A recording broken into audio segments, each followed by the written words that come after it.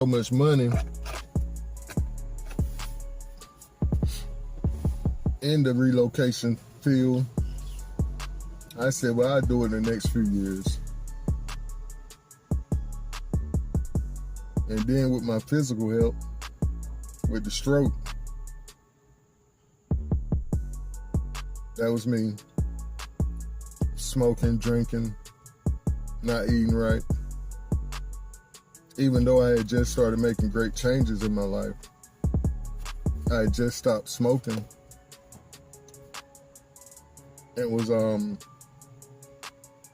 doing this weight challenge on my job, and just won it, lost plenty of weight, won the weight challenge, was starting to eat healthier, but still these things I allowed. You can't do something for 30 odd years and then overnight you change and expect not to still reap the benefits of what you've done for 30 years. But still, he allowed it. And all them surgeries I had to go through. But right before that stroke, family, he came to me, he said, Robert, you're about to see some things that's really gonna shake your faith. But no matter what you see, I never leave you or forsake you. And a month and 3 weeks after that, I stroked out. Had to learn how to walk and talk again. Like 11 months of rehab in a rehab center and then at home.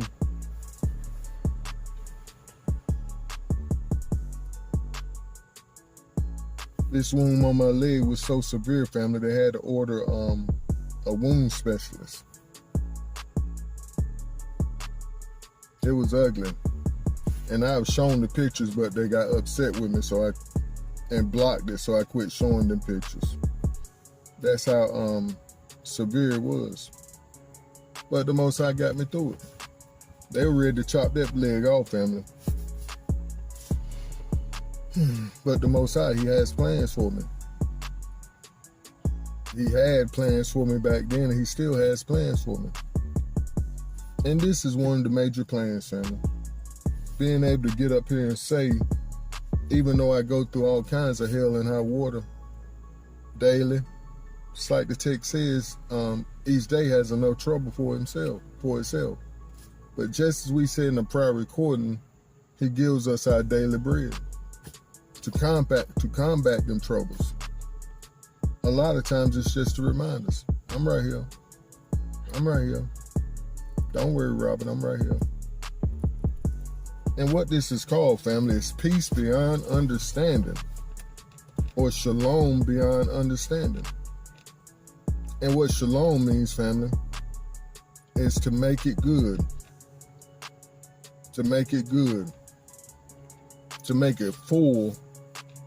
To restore. It's not just a greeting of hello and goodbye, but the ancient Hebrew meaning of shalom is to make something whole. Not just regarding practical restoration of things that were lost or stolen, but with an overall sense of fullness and completeness in mind, body, and estate. Mind you, estate. That's everything you own. Who you are, what you own outside of yourself. Your estate. So that's why I use the word shalom all the time. I'm not just saying hello to you all when I use that in my greeting, or am I just saying bye? But it's saying be whole, be full, be complete. Really, it's saying be the individual that the Most High made you to be. And that's what he's telling us each and every day we get up. And we see that there in Philippians 4:5-7 says, let your gentleness be known to all men. Your gentleness, Robert? I thought we was talking about shalom. Yes, your peace of mind, your fullness of mind, you're okay. So you're not going to be harsh and take it out on other people because you're going through something. Uh-oh. And the text comes back and say, the Most High is at hand. Uh-oh. I didn't see this before when I read it. But we just said that he said he'll never leave us or forsake us. With him at hand is him being right here at hand, right beside you.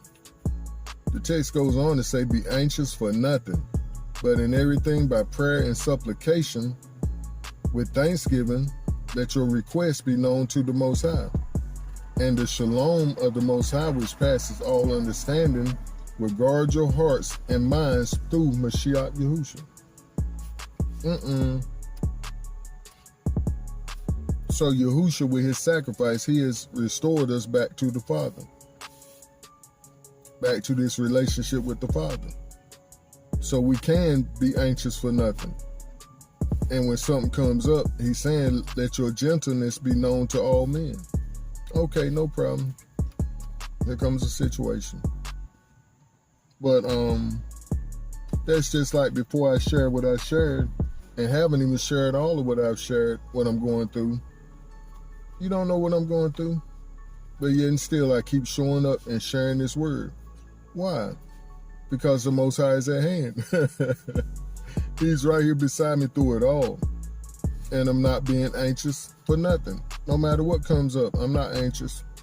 But in everything the text says, family, in everything by prayer and supplication, with thanksgiving. So what you're doing is saying, Pop, we have a situation. We have a situation. I need some help. Please help me. You promise right here that you will never leave me or forsake me. So you're not forsaking me. That means you're gonna help me. And that you supply all my needs. So I thank you for supplying my needs, and now I thank you. I thank you for what you did before. I thank you for what I'm in now, and I thank you for what you're gonna do about it. I thank you for my stance right now, because I'm still here to experience this difficulty. But let your requests be made known to the Most High. That's what we just said. And the shalom of the Most High, which surpasses all understanding, will guard your hearts and mind through Mashiach Yahushua.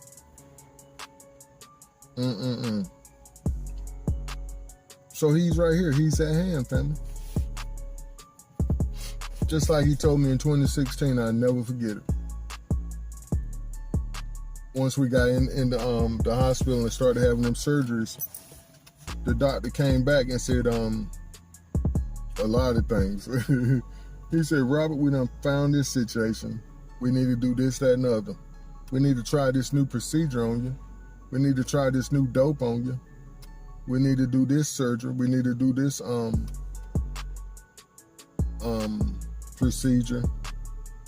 And I got anxious and upset, family. I went to the Most High, which I did the right thing. I went to him and said, Pop, I'm tired. These people keep coming to me talking about this wrong with me, that wrong with me.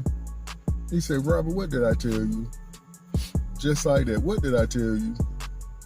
And instantly I knew in my heart, you said you would never leave me or forsake me. No matter what I saw, you'll never leave me or forsake me. He said, that's right.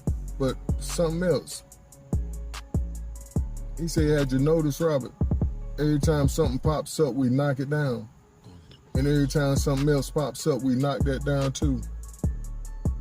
I said, I said, Pop, you doing all the heavy lifting. I'm not doing nothing. I'm like a rag doll here with these folks cutting on me and doing all this, that, and the other. He said, Robert, that's not so. He said, without your trust, your belief in me, I couldn't do nothing for you. I need your belief in me to do what I promised you I would do. And that's what you've been doing up until this point, ain't it? I said, yes, sir. He had me whining like a little baby, family. But then let's look at John 14:27. It says, Shalom I leave with you. My shalom I give to you. Not as the world gives, do I give to you. Let not your heart be troubled, neither let it be afraid.